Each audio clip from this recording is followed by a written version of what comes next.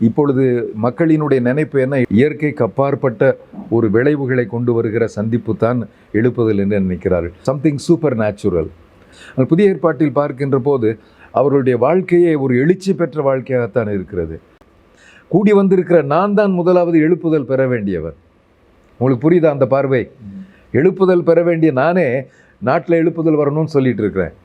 எழுச்சி பெற்ற மனிதர்கள் மற்றவர்களை எழுச்சி பெற செய்வார்கள். அது ஒரு தீ போல மற்றவர்களை பற்றி பிடிக்கும். சபைகளுக்கு சொல்லப்பட வேண்டியது என்ன? திரும்ப திரும்ப மனம் திரும்புதல், மனம் திரும்புதல். மனம் திரும்பாதவர்கள் எழுச்சி பெறவே முடியாது. வரலாற்று பார்வையும் ஒன்று நான் சொல்ல விரும்புகிறேன்.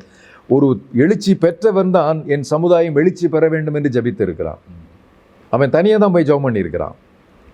அதுக்காக பெரிய ஜபக்கூட்டம் நடத்தல. இவான் ராபர்ட்ஸை பற்றி சொல்லும்போது இப்படி தான் சொல்லுவார்கள். ஒரு காலத்தில் எங்கள் வேல்ஸ் திருச்சபை எழுச்சி பெற்ற சபையாக இருந்தது ஆண்டவரே, இப்போ நாங்கள் ரொம்ப குளிர்ந்து போனோம் என்று அவன் அழுது ஜபிக்க துவங்கினானாம். அந்த ஜபத்தை கேட்டு ஆண்டவர் என்ன செய்தார்? மக்கள் மத்தியிலே மனம் திரும்புதலை கட்டளையிட்டார். இவங்க எழுப்புதல்னா ஏதோ ஒரு திடீர்னு ஒரு அக்கினி விழும் நினைக்கிறாங்க.